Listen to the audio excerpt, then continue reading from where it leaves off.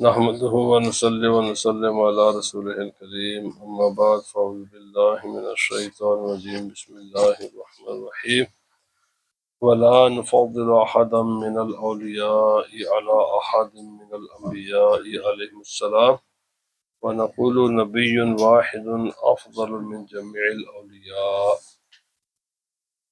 حضرات، عقیدہ اہل سنت میں آج کا الحمدللہ عقیدہ تحاویہ کی یہ آخری درس ہے، تو اس کے بعد انشاءاللہ عقیدہ نسفیہ شروع ہوگا۔ دعا فرماتے ہیں کہ ہم کسی بھی اللہ کے ولی کو، کسی بھی نبی پر کوئی فضیلت نہیں دیتے۔ اللہ کی مخلوق میں سب سے افضل انبیاء کرام ہیں، فرشتوں سے بھی افضل، خدا کی مخلوق سب سے افضل انبیاء ہے، اس کے بعد یہ سارے آتے ہیں۔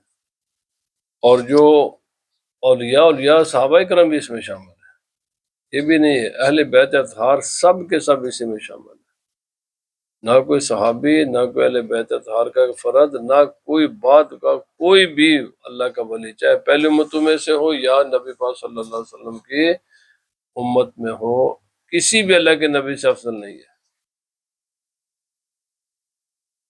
ایک اللہ کا نبی تمام اولیاء اول آخر کے مل بھی جائے نا، وہ اللہ کے ایک نبی کے برابر بھی نہیں ہو سکتا۔ یہی ہمارا عقیدہ ہے۔ ہم مانتے ہیں اولیاء اللہ کو، پر ایسے ہی مانتے جیسے اللہ اور اس کے رسول نے ہمیں بتایا ہے، ہم اپنی مرضی سے نہیں مانتے۔ بعض لوگ جو چند سال پہلے ایک جلسہ تو ہم حضرت سیدہ فاطمہ کو تمام انبیاء سے افضل سوائے نبی وسلم، یہ کفریہ عقیدہ ہے، اس کا کوئی اہل سنت و جماعت کے ساتھ تعلق نہیں ہے۔ حضرت سیدہ فاطمہ رضی اللہ تعالیٰ عنہ کی فضیلت بے انتہا ہے، کوئی شک نہیں ہے، کوئی کلام نہیں اس میں، پر بات یہ ہے کہ نبیوں سے افضل نہیں ہے بھائی۔ حضرت علی رضی اللہ تعالیٰ عنہ کی عظمت بے انتہا ہے، لیکن نبیوں سے افضل نہیں ہے، کوئی بھی نبی سے افضل نہیں ہے، یہ ہمارا عقیدہ ہے۔ اور جو کسی غیر نبی کو نبی سے افضل بتائے، اس کا اسلام کے ساتھ کوئی تعلق نہیں ہے۔ وَنُؤْمِنُ بِمَا جَاءَ مِنْ كَرَامَاتِهِمْ وَصَحَّ عَنِ الثِّقَاتِ مِنْ رِوَایَاتِهِمْ، ہم کرامات کے قائل ہیں۔ جو اللہ تعالیٰ نے اولیاء اللہ کے ہاتھوں پر کرامات ظاہر فرمائیں، ہم سب کو مانتے ہیں، اور جو صحیح روایات کے ساتھ ہم تک پہنچی، مثلا حضور سیدنا غوث اعظم رضی اللہ تعالیٰ عنہ کی کرامات ہیں، وہ ہم تک پہنچی ہیں، وہ اسی شرائط کے ساتھ ہے جیسے مسلم شریف اور بخاری شریف کی کتابیں ہیں نا، نبی پاک صلی اللہ علیہ وسلم کے روایات ہم تک پہنچی ہیں، بڑے سکہ مضبوط راوی ہیں جنہوں نے یہ خبریں دی۔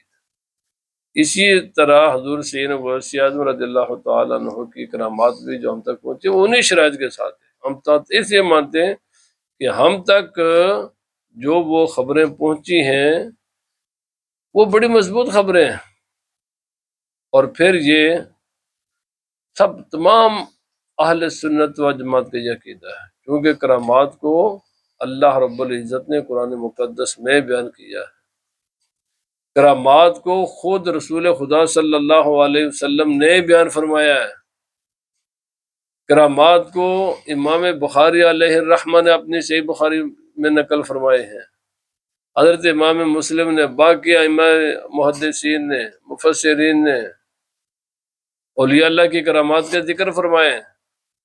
بھائی اہل سنت و جماعت، یہ آج کل وہ ایک نیا ایک فتنہ پیدا ہوا ہے مرزا جیلوی کا، اور اسی طرح وہ پہلے سر سید احمد خان اور اسی قسم کا عبداللہ چکڑالوی اور غلام محمد پرویز وغیرہ، غلام محمد پرویز وغیرہ، یہ سب اس قسم کے لوگ ہیں جو ان چیزوں کا انکار کرتے ہیں۔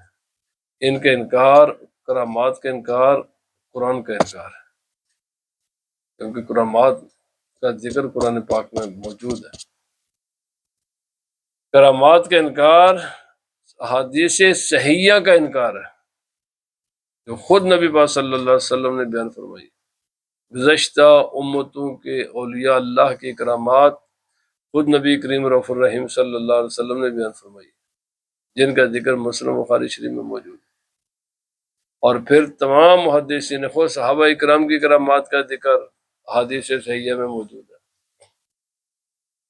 تو جب گزشتہ انبیاء کرام کے امتوں میں اللہ کے ولی ہوئے، ان کے ہاتھوں پر کرامات ظاہر ہوئیں، نبی پاک صلی اللہ علیہ وسلم کے صحابہ کرام کے ہاتھوں پر کرامات ظاہر ہوئیں، تو بھائی اگر بعد میں جو آنے والے ہیں یا یہ کرامات قیامت تک رہیں گے۔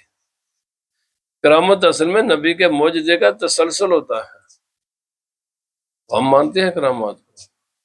اگر کسی کو تکلیف ہوتی ہے تو بھائی وہ اپنی تکلیف کا خود ہی علاج کرے۔ کیوں؟ اس لیے کہ اگر کرامات کا انکار کیا جائے تو ڈائریکٹ قرآن کا انکار لازم آتا ہے، خدا کا انکار لازم آتا ہے، نبی صلی اللہ علیہ وسلم کا انکار لازم آتا ہے، تمام امت کے محدثین کا انکار لازم آتا ہے۔ سینکڑوں جن لوگوں نے حدیث بیان کی ہیں ان پر جھوٹ کی تہمت لگتی ہے، انہوں نے غلط بیانی کی ہے، اور پھر ایک دو نہیں ہے، بہت ہزاروں کے تعداد میں روایت موجود ہے، پھر ایک روایت کرنے والے نہیں ہیں، بہت بڑی تعداد ہے۔ تو اس لیے اہل سنت و جماعت کا عقیدہ یہی ہے۔ اور کبھی لوگ بڑے تحقیرانہ انداز میں کہتے ہیں جی کرامات اسٹوریاں سناؤ۔ بھائی اسٹوریاں اللہ کے بندو یہ قرآن پاک میں خدا نے بیان فرمائی ہے، قرآن پاک میں انبیاء کرام کا ذکر نہیں ہے، قرآن پاک میں گزشتہ انبیاء کرام کے جو اولیاء اللہ تھے ان کا ذکر نہیں ہے۔ بہرحال، اور ہمارا یہ بھی ایمان ہے کہ باشراط الساعۃ، قیامت کی نشانیاں، علامات جو نبی پاک صلی اللہ علیہ وسلم نے بیان فرمائی سب کی سب حق ہیں، سچ ہیں۔ ان میں سے کچھ کا ظہور ہو چکا، کچھ کا بھی ہونا ہے۔ مثلا دجال آئے گا، یا بھی آئے گا۔ سیدنا عیسیٰ علیہ السلام دوبارہ اس دنیا میں تشریف لائیں گے، ابھی یہ ہونا ہے۔ اور سورج نے مغرب سے طلوع ہونا ہے، یہ بھی ابھی ہونا ہے۔ اور ایک دابہ، کریچر، ایک جانور وہ پیدا ہوگا صفا مروہ سے، یہ بھی ابھی ہونا ہے۔ یہ بڑی بڑی قیامت کی نشانیاں ہیں۔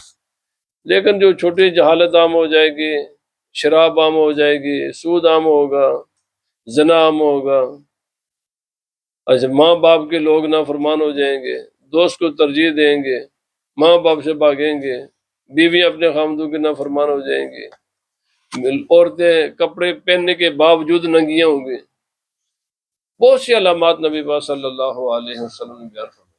علم دین حاصل کیا جائے گا دنیا حاصل کرنے کے لیے، نہ کہ اپنی اصلاح کے لیے۔ مسجدیں بڑی خوبصورت بنائی جائیں گی، لیکن مسجدیں بنانے کا مقصد ایک دوسرے پر فخر کرنا ہوگا۔ مقصد تو اللہ کی عبادت ہدایت ہے، یہ ہدایت کے مرکز سے زیادہ ایک دوسرے پر فخریاں، بڑی بڑی لمبی بلڈنگیں بنائی جائیں گی، زمین اپنے خزانے اگل دے گی، عقل کی کمی ہو جائے گی، لوگ گھاس بھوس کی طرح ہو جائیں گے، یعنی شکل صورت کے اعتبار سے تو انسان ہوں گے، لیکن میں نے وہ عقل ماتا اور ان میں جو انسانیت والی چیز ہے وہ انسانوں سے نکل جائے گی۔ عورتوں کی کثرت ہوگی مردوں کی نسبت، عورتیں زیادہ عقل میں ہو جائیں گی مردوں سے۔ بہت سی حدیثیں ہیں اس مسئلے میں۔ حج کو لوگ، حج اور خانہ کعبہ شریف یہ ہالیڈے پلیس بن جائے گا، یہ ساری حدیث میں۔ یہ تقریباً بہت سی ایسی چیزیں ہیں کہ جو نبی پاک صلی اللہ علیہ وسلم نے قرب قیامت کی نشانی بیان فرمائی، اور وہ اپنے آنکھوں سے دیکھ رہے ہیں یہ ساری چیزیں۔ اور بہت کچھ نبی پاک صلی اللہ علیہ وسلم نے بیان فرمایا ہے قیامت سے پہلے جو کچھ ہونا ہے، اور وہ چیزیں بالکل ہماری آنکھوں کے سامنے آ رہی ہیں۔ ہاں یہ جو بڑی بڑی نشانیاں ہیں یہ ابھی ہونی ہیں، جو جن کا میں نے ذکر کیا۔ ولا نصدق کاہنا ولا عرافا، ہم کسی کاہن کے جو غیب کی خبریں دینے والا ہم اس کو نہیں مانتے۔ یہ جو ہاتھ دے کر باتیں بتانے والے ہیں ہمارا ان کا کوئی یقین نہیں۔ وَلَا مَن يَدَّعِي شَيْءٍ بِخِلَافِ الْكِتَابِ وَالسُّنَّةِ وَإِجْمَاعِ الْأُمَّةِ، کوئی آدمی جتنا بڑا کوئی مولوی کیوں نہ ہو، اگر اس کی بات قرآن کے خلاف ہے، رسول خدا صلی اللہ علیہ وسلم کے فرمان کے خلاف ہے، اجماع امت کے خلاف ہے تو ہم اس کی بات کو درست نہیں سمجھتے، وہ آدمی غلط ہے۔ جتنا مرا آئے گا، یہ خاص کر کے کیا نام لیتے ہیں، یہ طارق جمیل جیسے لوگ اور اسی قسم کے اور جھوٹی روایات بیان کرتے سب جھوٹ بولتے ہیں، اور اسی قسم کے اور بہت سارے زیادہ جن کا کوئی سر پیر ہی نہیں ہے جن روایات کا، اور بھی کہیں اس قسم کے ہیں۔ یہ جو بہت ہی اس طرح چپ چپ کرنے والے نا، یہ زیادہ تر جھوٹی باتیں کرتے ہیں۔ بھائی جو بات، یہ طاہر القادری یہ بھی ایسا ہی ہے، وہ باتیں کی ہیں کہ جو اجماع کے خلاف ہے، نبی پاک صلی اللہ علیہ وسلم کی امت کا اجماع ہے جن باتوں پر۔ جو بات قرآن کے خلاف کرے گا، جو بات رسول خدا صلی اللہ علیہ وسلم کی سنت کے خلاف کرے گا، جو بات اجماع امت کے خلاف کرے گا، ہمارا اس کا بالکل ہم اس کا انکار کریں گے۔ ہم یہ کہیں گے تو غلط ہے، اللہ کا فرمان سچا ہے، تو غلط ہے، نبی کا فرمان سچا ہے، تو غلط ہے، صحابہ کرام کے فیصلے سچے، غلط تو ہے۔ وَنَرَى الْجَمَاعَةَ حَقًّا وَصَوَابًا، صحابہ کرام اور بعد کے لوگوں کا جو جب ایک بات پر وہ ایگری کر لیں کہ یہی بات درست ہے، ہم وہ عند اللہ بھی وہی درست ہے، وہی بات درست ہوتی ہے۔ اور جو قرآن سے پیچھے ہٹے، رسول خدا صلی اللہ علیہ وسلم کی سنت سے اور اجماع صحابہ سے، وہ ہیں فرقے۔ آج بڑا کیسا عجیب و غریب ہے، اہل سنت جماعت کو فرقہ کہنا شروع کر دیا، اور بھائی اہل سنت جماعت فرقہ نہیں ہے، یہ جماعت ہے۔ جو ان کے خلاف ہوں گے نا، وہ تعداد میں تھوڑے ان سے ہوں یا تعداد میں زیادہ ہوں، فرقے کا تعلق اس بات سے کوئی نہیں ہے کہ ان کے نمبر کتنے ہیں۔ ایک آدمی بھی جماعت ہو سکتا ہے اگر وہ حق پر ہو، اور لاکھوں کروڑوں انسان بھی ایک فرقہ ہو سکتے ہیں اگر وہ غلطی پر ہو۔ جماعت وہ ہے جو حق پر ہے، جو رسول خدا صلی اللہ علیہ وسلم کے طریقے پر ہے، وہ نمبر میں تھوڑے ہوں یا زیادہ۔ اہل سنت و جماعت یہ کوئی فرقہ نہیں ہے، یہ جماعت ہے۔ اہل سنت و جماعت کے علاوہ جو بھی ہیں سب فرقے، کیونکہ یہ ایگزیکٹ وہ جماعت ہے جو رسول خدا صلی اللہ علیہ وسلم جو دین خدا سے لے کر آئے، بالکل نہ اس طرف ہے نہ اس طرف ہے، اسی ایگزیکٹ اس راستے پر۔ اور سنی سے مراد یہ نہیں جو ہم کہتے ہیں سنی، بھائی سنی سے مراد یہ ہے جو جید بڑے بڑے علماء نے فیصلے کیے ہوئے اور کتابوں میں لکھے ہوئے ہیں، یہ کسی کی اپنی مرضی سے نہیں ہے کوئی سنی بنتا۔ یہ کسی مولوی کا دین نہیں ہے کہ جو اس نے کہہ دیا۔ بھائی جو چیزیں ریکارڈڈ ہیں، لکھی ہوئی ہیں، اور پوری امت لکھتی آ رہی ہے کہ یہ راستہ حق ہے، سچ کا ہے۔ اب جو ان چیزوں کے جو لکھی ہوئی چیزیں موجود ہیں، کوئی بھی ایسی چیز نہیں جو لکھی ہوئی نہیں ہے، ریکارڈڈ نہیں ہے، جو اس کے خلاف جائے گا نا وہی فرقہ بنے گا، وہی فرقہ ہے۔ جو ان کے پر رہے گا وہ جماعت ہے۔ اور میں نے کئی بار کہا الحمدللہ ثم الحمدللہ، اہل سنت و جماعت کا کوئی ایسا عقیدہ نہیں ہے، کوئی ایسا عمل بھی نہیں ہے کہ جس کا ریکارڈڈ نہ ہو۔ اور یہ ریکارڈ یہ اختلافات سے بعد نہیں ہے، پہلے ہوئے ہیں۔ یہ سب چیزیں ریکارڈڈ ہیں، پہلے ہیں۔ یہ 1300-1400 سال سے لکھی ہوئی ہیں۔ کہاں لکھی ہوئی ہیں بھائی؟ یہ تو یا حدیث کی کتابوں میں لکھی ہوئی ہیں، یا فقہ کی کتابوں میں لکھی ہوئی ہیں، یا قرآن پاک میں، یا تفسیروں میں، یہ سب چیزیں ریکارڈڈ ہیں۔ کوئی بھی کہے کہ جناب یہ تم کرتے ہو تو کہاں لکھا ہوا، الحمدللہ بتائیں گے کس جگہ لکھا ہوا۔ اور یہ جو اختلافات جب سے شروع ہوئے نا، یہ الحمدللہ یہ ساری چیزیں تب سے پہلے سے لکھی ہوئی ہیں۔ یہ نہیں کہ جو ڈنڈی تو مارے نا جو بعد میں کرے گا، ڈنڈی پہلے تو ڈنڈی نہیں مارنے والے، انہوں نے تو جو باتیں کو اللہ کے رسول سے سنی وہ سب کو لکھ دی۔ تو بہرحال وَدِينُ اللَّهِ فِي السَّمَاءِ وَالْأَرْضِ وَاحِدٌ وَهُوَ دِينُ الْإِسْلَام، جو دین ہے یہ صرف ایک ہے۔ جو دین زمین والوں کے لیے ہے وہی دین آسمان والوں کے لیے۔ جو عقائد زمین والوں کے لیے، فرشتوں کے لیے بھی وہی عقائد ضروری ہے۔ یہ نہیں کہ آسمان والوں کے لیے کوئی دین الگ ہے، فرشتوں کے لیے الگ ہے، یا جنوں کے لیے کوئی الگ ہے، یا زمین پر رہنے والے انسانوں کے، بھائی نہ، دین اللہ کا ایک ہے۔ فرشتوں کے لیے بھی یہی دین ہے، جنوں کے لیے بھی یہی دین ہے، انسانوں کے لیے بھی یہی دین ہے، دین ایک ہے، اور یہی دین خدا کا پسندیدہ ہے۔ اس کے علاوہ جو کچھ بھی ہے اس میں خدا کی رضا نہیں ہے، خدا کی رضا صرف اسی میں، اور یہی ہے جو نجات کا ضامن ہے۔ اور یہ ہے کیا ہے؟ وہ بین الغلو والتقصیر، یہ دین دونوں انتہا پسندیوں سے خالی ہے، نہ اس میں غلو ہے، رائٹ ہینڈ سائڈ پہ ہو آخر انتہا پر چلے جاؤ، یہ نہ اس میں تقصیر ہے کہ جو چاہو سو کرو۔ بھائی نہیں، دین میں نے کئی بار کہا اسلام کیا ہے؟ مڈل راستہ ہے۔ اہل سنت و جماعت کیا ہے؟ مڈل راستہ ہے۔ بس جو بھی بات کوئی کرے گا نا، اس مڈل راستے سے لیفٹ چلا جائے یا رائٹ چلا جائے، وہی فرقے ہیں۔ جو اس مڈل راستے پر رہیں گے نا، وہی حق پر ہے۔ خود نبی پاک صلی اللہ علیہ وسلم نے ایک مرتبہ زمین پر خط کھینچے، ایک بالکل سیدھی خط کھینچ اور کچھ ٹیڑھے خط بنائے۔ نبی پاک صلی اللہ علیہ وسلم فرمایا جانتے ہو یہ کیا ہے؟ فرمایا بالکل ایگزیکٹ جو سیدھا خط تھا نا، فرمایا یہ اسلام ہے، اور یہ ایک ہی ہے۔ سیدھا خط ایک ہی ہو سکتا ہے، دو چار سیدھے خط ہو نہیں سکتے، سیدھا خط ایک ہی ہوگا۔ اور فرمایا یہ جو باقی ٹیڑھے ٹیڑھے ٹیڑھے ادھر ادھر، فرمایا یہ سب اسلام کے علاوہ چیزیں۔ اسلام کس راستے کا نام ہے؟ جو سیدھا ہے۔ وبین التشبیہ والتعطیل وبین الجبر والقدر وبین الامن والیاس، اسلام میں نہ تشبیہ ہے کہ خدا فلانے جیسا ہے، نہ یہ ہے کہ اس طرح کے خدا کا ذکر کیا جائے کہ گویا کہ وہ ہے ہی نہیں ہے، بس لفظوں کے اعتبار سے تو مانے، لیکن اس کے جو ذات و صفات کا انکار کر دیا جائے، یہ بھی نہیں ہے۔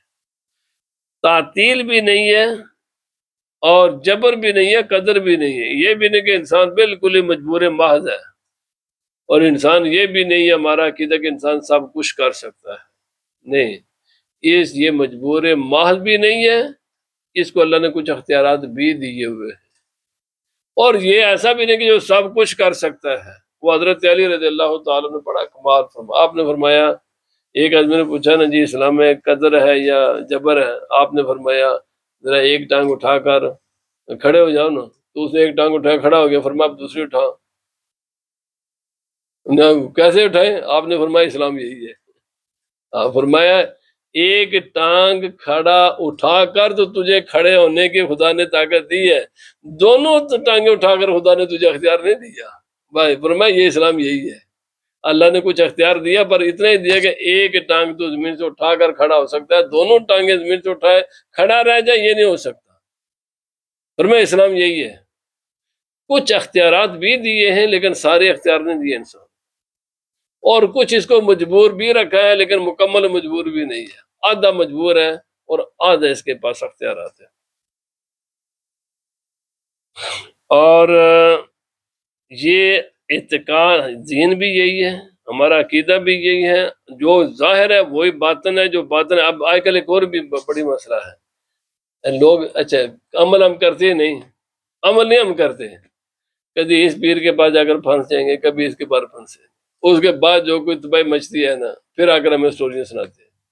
اللہ کے بندو، کوئی ایسی دین کی بات نہیں ہے جو ایک پیر کو پتہ ہے تو مجھے نہیں پتا ہو۔ دین بالکل ظاہر ہے، جو ظاہر ہے وہی باطن ہے، جو باطن ہے وہی ظاہر ہے، سیدھا سیدھا بات ہے۔ اللہ رسول نے بتایا نمازیں پڑھو، روزے رکھو، حج زکات کرو، ماں باپ کی فرما برداری کرو۔ تو جو پیر یہ نہ بتائے وہ صرف آپ کے چندے کھانے والا پیر ہے، وہ پیر نہیں ہے۔ پیر کا کام ہی یہی ہے کہ مرید کو، بس پیر تو دوسرا آدمی فرق کیا ہے؟ یہی فرق ہے کہ پیر کا ذمہ داری ہے بغیر لگی لپٹی کے دین مرید کو بتائے، اور مرید اگر آکڑے ماکڑے تو اس کو سزا بھی دے، اور اس کو ذرا سیدھا بھی کرے۔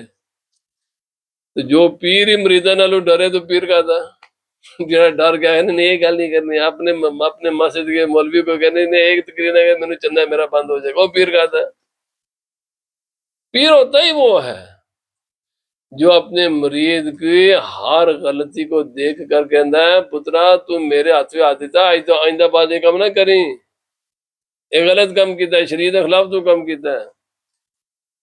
اور پیر جماعت علی شاہ صاحب رحمۃ اللہ تعالی علیہ گزرنے والے کسی امیر کے گھر اپنا مرید تھا آپ کا، تو جلسہ تو آ کے حضرت صاحب اتنے ساڈے محلے میں پھر ہر فرقے دے بندے رہندے نے، تو حضرت صاحب ذرا تقریر جڑے نے تو نے خیال رکھنا ہے، آپ نے یہ کیا نا تو ماری چپیڑ آپ نے اس کے منہ پر، میں مرید ہو جماعت علی دا تے آکھیں گے بندے نو تاکہ تقریر کریں، میں مرید ہوئے تو جماعت علی دا تو اپنے پیر نو آکھیں گے میرے محلے دے لوگوں نو تکیں کہ ان غلطاں نو غلط نہیں کہنا تے صحیح ہے، فرمایا یہ نہیں ہو سکتا، جا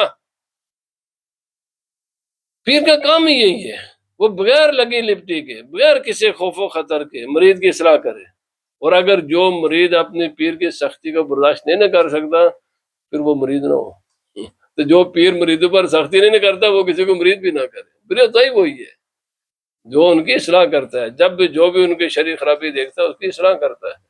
میرے بھائی یہ ضمن بات آ گئی، ظاہر باطن، جو دین ظاہر ہے وہی باطن ہے، جو باطن ہے وہی ظاہر ہے، ترائے طبقے ہیں جی، سیدھی سیدھی بات میں آپ کو عرض کر دوں۔ ایک ہے روحانیت، روحانیت کیا ہے؟ یہ ہماری قلبی بیماریاں، جو جانتا ہے نا وہ روحانیات میں، مثلا حسد نہیں کرنا چاہیے، کیا حسد ہوتا ہے کیا نہیں ہوتا، کسی سے بغض کتنا رکھنا چاہیے نہیں رکھنا چاہیے، محبت کیسے کرنی چاہیے، نفرت کیسے کرنی چاہیے، لالچ کتنی کرنی چاہیے، کیسے لالچ نہیں کرنی چاہیے، کس سے ڈرنا چاہیے کسے نہیں ڈرنا چاہیے، جو روح کے معاملات کو سمجھتا ہے نا جی، ان باریکیوں کو جانتا ہے نا، اس کو تصوف کہتے ہیں۔ تمام تر تصوف کی کتابیں آپ پڑھ کر دیکھ لیں، تمام کتابیں، وہ سب سے پہلے کوئی ایک بھی صوفی ایسا نہیں ہے جو یہ نہ کہتا ہو کہ اہل سنت و جماعت کا راستہ ہی حق کا راستہ ہے، لوگوں سب سے پہلے اپنے عقیدے کو درست کرو۔ تو اسلام کیا ہے؟ اسلام ایک ہے اعتقادات کا نام، کیا چیزیں ہیں درست ہیں حق ہیں سچ ہیں، کیا درست کیا چیزیں درست نہیں ہیں، ان جن جو لوگ یہ مسائل بیان کرتے ہیں یہ علم الکلام ہے، علم الاعتقادات ہے، یہ سبق یہ لیسن اسی کام کا ہے، یہ چیزیں صحیح ہیں یہ غلط ہیں، ان کا تعلق دماغ کے ساتھ ہے۔ جو روح کی اصلاح کرتے ہیں نا دل کے، وہ صوفیاء ہیں، اور جو ہمارے ظاہر کے معاملات کو صحیح رکھتے ہیں نا وہ فقہا ہیں۔ بس ان تینوں چیزوں کے مجموعے کا نام اسلام ہے، عقیدہ صحیح، دل صحیح، ظاہری عمل صحیح، یہی اسلام ہے، کوئی نئی چیز نہیں۔ لوگ سمجھتے پیر سانو 10 پاؤنڈ میں دیتے مینوں جنت لے جاؤ، یار تینوں جنت کھڑے کے 10 پاؤنڈ آپ ہی بے نماز ہے تو بدن آپ ہی نے جانا کہ نہیں جانا۔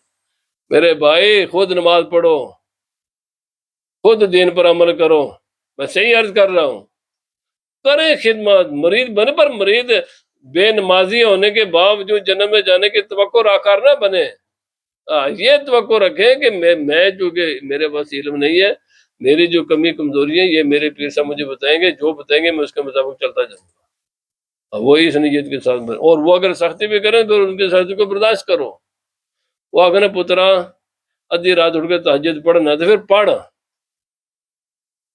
وہ کہنا پتر تینوں اپنا باپ پسند ہے یا نہیں ہے پر انہوں نے ادب کریں تو پھر اپنے باپ دا ادب کریں پیر دی گل مان کے، یہی ہے پیری مریدی۔ وَنَحْنُ بَرَآءُ إِلَى اللَّهِ مِنْ كُلِّ خَالِفٍ الَّذِي ذَكَرْنَا بَيَّنَاهُ، اور ہمارا کوئی کنیکشن نہیں ہے جو ان عقائد پر نہیں ہے جو آپ فرماتے ہیں ہم پیچھے بیان کر چکے ہیں، جس کا ان عقائد میں سے کسی کے ساتھ بھی تعلق نہیں ہے، ہمارا اس کے ساتھ کوئی تعلق نہیں، جیسے سارے نے چنگا سمجھ لیا، اب بھائی اہل سنت جماعت کا یہ کوئی عقیدہ نہیں ہے سارے نے چنگا سمجھنا، آپ نے کیا اخیر پر کیا ہمارا تعلق ان کے ساتھ ہے جن کا جو ان عقائد پر لوگ رہتے ہیں، جن کے عقائد کے ساتھ ہمارا بھی اس کے ساتھ کوئی تعلق نہیں، سیدھی سی بات ہے۔ اور یہ بھی یاد رکھیں یہ خدا کا قانون ہے، صرف ماننا کافی نہیں ہے، انکار کرنا پہلے آتا، ماننا بعد میں ہے۔ میں جو بڑی لمبے میں بحث کر سکتے ہیں اس مسئلے پر، میں مختصر عرض کرتا ہوں۔ اللہ پاک نے جب کلمہ ہے نا، تو کلمے میں برات پہلے ہے، لا الہ پہلے ہے، یا اللہ ان تمام جھوٹے خداؤں کے ساتھ ہمارا کوئی تعلق نہیں ہے، الا اللہ بعد میں ہے۔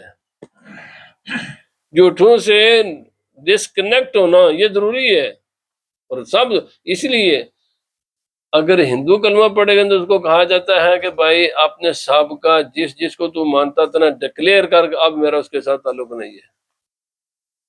لیکن عیسائی جب کلمہ پڑھے گا نا تو اس کی بتوں سے ڈسکنیکٹ نہیں کرایا جاتا، عیسائی کو صلیب سے ڈسکنیکٹ کرایا جاتا ہے۔ حضرت عیسیٰ علیہ السلام کے بارے میں عقیدہ رکھتا تھا، کہا تھا بس اس کو پھینک اپنے دماغ میں۔ ایک عیسائی آئے میرے پاس، کل میں کلمہ پڑھوں گا لیکن وہ جو پہلی چیز ہے وہ میں قائم رکھوں گا، بھائی وہ مسلمان نہیں ہے۔ ڈسکنیکشن ضروری ہے، کٹ آف، پہلے تعلق کو توڑ دینا یہ ضروری ہے، اس تعلق کو بھی برقرار رکھیں اور اسلام کے ساتھ بھی تعلق اپنا برقرار رکھے، تو اس کو اسلام قبول نہیں کرتا، بالکل نہیں قبول کرتا کہ تم جناب اگر عیسائی تھے پہلے تو آپ عیسائیوں والے بھی سارے کام کرتے رہو لیکن ساتھ ساتھ مسلمان بھی ہو جاؤ۔ یہ نا آج کل بڑے اس قسم کی تنظیمیں بنائی جاتی ہیں جی، اور ٹھیک ہے وہ اللہ کا مسئلہ ہے بھائی، سیاسی طور پر کوئی ہم بھی اس بات کے قائل نہیں ہے کہ نفرتیں پھیلائی جائیں، مذہب کے بنیاد پر لڑائی جھگڑے کیے جائیں، یہ ہم بھی، اوپر اس کا معنی یہ بھی نہیں ہے کہ مذہب ہی کو مکس کر دیا جائے، مذہب ہی کو آپس میں مکس کر دیا جائے، اس بات کا کوئی، اور یقین کریں میں روزانہ پڑھاتا ہوں، جس قدر اسلام نے تو کافر اور مسلمان کے درمیان میں حقوق کے مسئلے میں دنیا کے اعتبار سے جتنے بھی حقوق ہیں ایک بھی حق ایسا نہیں ہے، میں تو پڑھاتا ہوں نا، میں تو پڑھتا ہوں فقہ ساری، کوئی بھی نہیں مجھے کہہ سکتا کہ جب جو اسلام نے پابندی لگائی ہے کہ بھائی تم نے اس جو تمہارے مسلمانوں کے خلاف کوئی بات نہیں کر رہی، بس ایک کی پابندی ان پہ، اس کے بعد تمہاری جان بھی محفوظ ہے، تمہارا مال بھی محفوظ ہے، تمہارا دین بھی محفوظ ہے، تمہاری عزت آبرو بھی محفوظ ہے، قصاص میں بھائی سب، یعنی خون برابر ہے مسلم غیر مسلم کا۔ اگر مسلمان کسی کافر کو قتل کرے گا مسلمان ملک میں، اس کو بھی بدلے میں قتل کیا جائے گا، اور کیا سمجھتے جی؟ اگر ایک مسلمان کی چوری کرتا ہے تو بھائی اس کا مال لے کر واپس بھی کیا جائے گا، سزا بھی دی جائے گی۔ اسی طرح اگر مسلمان کسی کافر کا مال لوٹتا ہے تو اس کو بھی یہی سزا ملے گی۔ پراپیگنڈا، یہ ویسٹرن پراپیگنڈا ہے، بالکل سے عرض کر، جس کو اس بات کا شک کرے میرے پاس آ جائے، میں بتاؤں اسلام نے غیر مسلموں کو کتنے حقوق دیے۔ یہ تو ہماری جہالت کی وجہ سے جناب سارے مسائل پیدا ہوئے، اور پھر ہم مسلمان بیچارے سیم جاتا ہے، پتہ نہیں، اور یا میں درلے سے کو، یہ سب تمہارے جھوٹے پراپیگنڈے ہیں۔ بالکل اسلام میں تو چونکہ جس کافر کے مذہب میں شراب جائز ہے، اور وہ کافر اگر شراب باہر سے منگواتا ہے تو اس کے وہ ٹرک جو شراب لے کر جائے گا، اس ٹرک کی حفاظت کرنا، اس کے گھر تک پہنچانا، یہ مسلمان حکومت کی ذمہ داری ہے۔ کیوں؟ اس ملک کا تیرے شہری ہے، یہ تیرے لیے ناجائز نا، اس کے لیے ناجائز تو نہیں ہے نا، یہ تیرے مذہب میں حرام ہے، اس کے مذہب میں تو حرام نہیں ہے۔ اسلام نے پورا ایک سسٹم ہے، ہر یہ سب، ابھی یہ میڈیا کا، اور پھر جھوٹ کو سچ کو جھوٹ اور جھوٹ کو سچ کرنا، یہ ان کا کمال ہے، ورنہ تو اسلام کی تعلیمات اگر پڑھے نا، یہ تو جو کچھ پراپیگنڈا مسلمانوں کے خلاف کرتے ہیں اس کا کوئی سر پیر ہی نہیں ہے۔ ہماری کمزوری ہے کہ ہم بیان نہیں کرتے، ہم نے کبھی ان چیزوں کو پڑھنے کی کوشش نہیں کی۔